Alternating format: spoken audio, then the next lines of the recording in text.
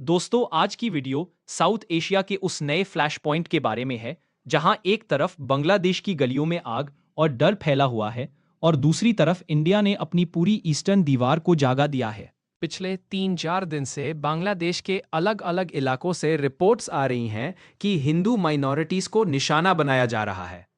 कहीं टेम्पल्स की मूर्तियां तोड़ी जा रही हैं, कहीं घरों को रात के अंधेरे में आग लगाई जा रही है और कहीं पर महिलाओं पर हमले की खबरें सामने आ रही हैं।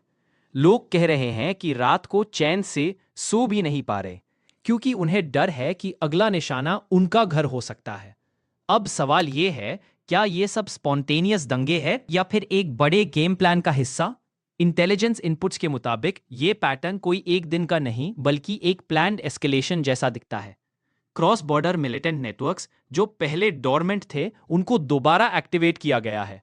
उनका लक्ष्य है इंडिया के अगेंस्ट अनरेस्ट क्रिएट करना, कम्युनल टेंशन भड़काना और इंडियन सिक्योरिटी फोर्सेस का फोकस डिस्ट्रैक्ट करना।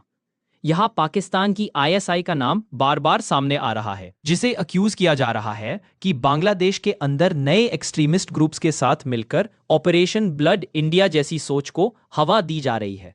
मतलब इंडिया के अंदर और बॉर्डर के आसपास खून खराबा, फियर और पॉलिटिकल दबाव बढ़ाना।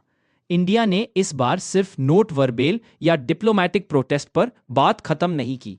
ईस्टर्न थिएटर में इंडियन एयरफोर्स ने रफाल फाइटर जेट्स को लगभग कांस्टेंट पैटर्न पर हवा में तैनात कर दिया है। ये कोई ऑर्डिनरी ड्रिल नहीं, बल्कि एक साफ संकेत है कि इंडिया अपने ईस्टर्न स्काइज पर किसी भी तरह की मिस एडवेंचर को लाइटली नहीं लेगा। एयर डिफेंस यूनिट्स को हाई अलर्ट पर रखा गया है। रेडार्स और सर्वेलेंस एसेट्स 24/7 मोड में काम कर रहे हैं, ताकि अगर किसी तरफ से कोई गलत हरकत हो तो तुरंत पकड़ में आए। ग्राउंड पर T-90 Bheeshma main battle tanks को फॉरवर्ड बेसिस पर पोजीशन किया गया है, जो क्लियरली दिखाता है कि इंडिया ने सिर्फ एरियल नहीं बल्कि ग्राउंड रिस्पॉन्स का ऑप्शन भी टेबल पर रख दिया है। बीएसएफ और रेगुलर इन्फेंट्री बटालियंस को भी बॉर्डर पर रूटीन पेट्रोलिंग से हटाकर कॉम्बैट रेडी पोस्चर दिया गया है, जहां स्टैंडिंग ऑर्डर्स साफ हैं, सस्पिशियस मूवमेंट दिखे तो जीरो टॉलरेंस, तुरंत एक्शन।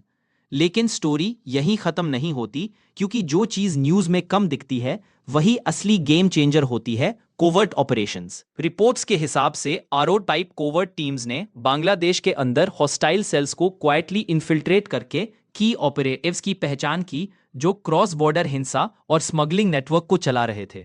रातों रात कुछ सीक्रेट फैसिलिटीज, आर्म्स डिपोट्स, छोटे ट्रेनिंग कैंप्स और सेफ हाउसेस को क्वाइटली डिस्ट्रॉय कर दिया गया, बिना इसके कि इंटरनेशनल हेडलाइंस में बड़ा शोर मचे। इस तरह के टारगेटेड एलिमिनेशन ऑपरेशंस का पर्पस होता है थ्रेट को वहीं खत्म कर देना जहां वो पैदा हो रहा है, बिना ओपन वॉर या पब्लिक एस्केलेशन के। पॉलिटिकल कॉन्टेक्स्ट भी इस पूरी कहानी में बहुत अहम है। बांग्लादेश में शेख हसीना के जाने के बाद जो इंटरम सेटअप बना मोहम्मद यूनुस के अंडर, उसे इनिशियली एक नोबेल लॉरिएट वाली सॉफ्ट इमेज के साथ वेलकम किया गया, लेकिन ग्राउंड पर जैसे जैसे एक्सट्रीमिस्ट इन्फ्लुएंस बढ़ने लगा, कंसर्न्स भी उतने ही तेज हो गए। जमात इस्लामी जैसे ग्रुप्स का नैरेटिव वापस स्पेस ले रहा है और इंटरम व्यवस्था पर यह आरोप लगने लगे कि वो पाकिस्तान फ्रेंडली लाइन फॉलो कर रही है, एंटी इंडिया सेंटिमेंट को लेवरेज कर रही है, चाहे वो दो फ्रंट वॉर की धमकी हो या पब्लिक मंच पर इंडिया को ओपनली टारगेट करने वाले बयान। अब बिगर स्ट्रेटेजिक पिक्चर समझिए। आईएसआई का अलेज्ड गोल है सिलीगुड़ी कॉरिडोर, जिसे चिकन्स नेक भी कहा जाता है, को थ्रेटन करना। अगर ये नैरो कॉरिडोर किसी भी तरह से डिसरप्ट होता है तो इंडिया का पूरा नॉर्थ ईस्ट बाकी देश से काटा हुआ नजर आ सकता है, और यही इंडिया के खिलाफ एक लॉन्ग टर्म प्रेशर पॉइंट बन सकता है। इसीलिए एक्सट्रीमिस्ट ग्रुप्स द्वारा टेम्पल अटैक्स, आर्सन और हिंदू पॉपुलेशन को डराकर एक्सोडस क्रिएट करना सिर्फ कम्युनल वायलेंस नहीं बल्कि स्ट्रैटेजी का हिस्सा लगता है, ताकि इंडिया पर मॉरल, पॉलिटिकल और सिक्योरिटी तीनों फ्रंट पर दबाव बढ़े। फ्यूचर सिनेरियोज भी काफी सेंसिटिव है। अगर प्रोवोकेशंस कंटिन्यू होते हैं तो राफेल पेट्रोल्स, T-90 डिप्लॉयमेंट और बीएसएफ की टाइट रिंग एक लिमिटेड बॉर्डर स्कर्मिश तक जा सकती है। एक कंट्रोल लेकिन तीखी टक्कर, जहां इंडिया क्लियर मैसेज दे कि बॉर्डर के इस साइड कोई खिलवाड़ बर्दाश्त नहीं होगा। साथ ही इकोनॉमिक टूल्स भी टेबल पर है। बांग्लादेश फूड इंपोर्ट्स, बिजली, रॉ टेक्सटाइल मटेरियल और कनेक्टिविटी के लिए काफी हद तक इंडिया पर डिपेंड करता है। अगर न्यू दिल्ली चाहे तो कैलिब्रेटेड ट्रेड रिस्ट्रिक्शंस और पावर सप्लाई एडजस्टमेंट्स के थ्रू ढाका पर सीरियस इंटरनल प्रेशर बना सकता है, बिना गोली चले भी। और तीसरा पिलर है diplomacy. India already US, Russia, UK, France जैसे ग्लोबल प्लेयर्स को सिग्नल दे सकता है कि ईस्टर्न फ्रंट पर अगर कोई देश बांग्लादेश के डिस्टेबलाइजिंग एक्शंस को सपोर्ट करेगा तो उसे भी रीजनल स्टेबिलिटी का विरोधी माना जाएगा।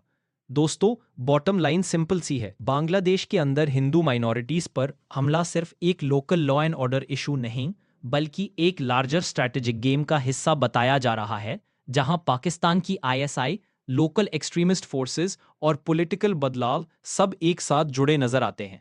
इंडिया का जवाब भी इसी तरह मल्टी लेयर है। एक तरफ विजिबल मिलिट्री रेडीनेस, राफेल और T-90 के जरिए, दूसरी तरफ चुपचाप चलने वाली कोवर्ट ऑपरेशंस, और तीसरी तरफ इकोनॉमिक और डिप्लोमेटिक प्रेशर के ऑप्शंस। ये क्राइसिस हमें याद दिलाता है कि 1971 में जिस देश के साथ मिलकर इंडिया ने आज़ादी की लड़ाई लड़ी थी, वही बांग्लादेश आज एक नए पावर गेम का संभावित फ्लैश पॉइंट बन रहा है। अगर आपको लगता है कि इस पूरे मुद्दे पर सच जानना जरूरी है, तो इस वीडियो को एंड तक जरूर देखिए, और अगर एनालिसिस पसंद आए तो वीडियो को लाइक कीजिए, शेयर कीजिए और कमेंट में लिखिए east border safe, India strong. Channel को सब्सक्राइब करके बेल आइकन दबाइए, क्योंकि अगली वीडियो में हम सिलीगुड़ी कॉरिडोर और टू फ्रंट प्रेशर स्ट्रैटेजी का अगला हिडन चैप्टर खोलने वाले हैं।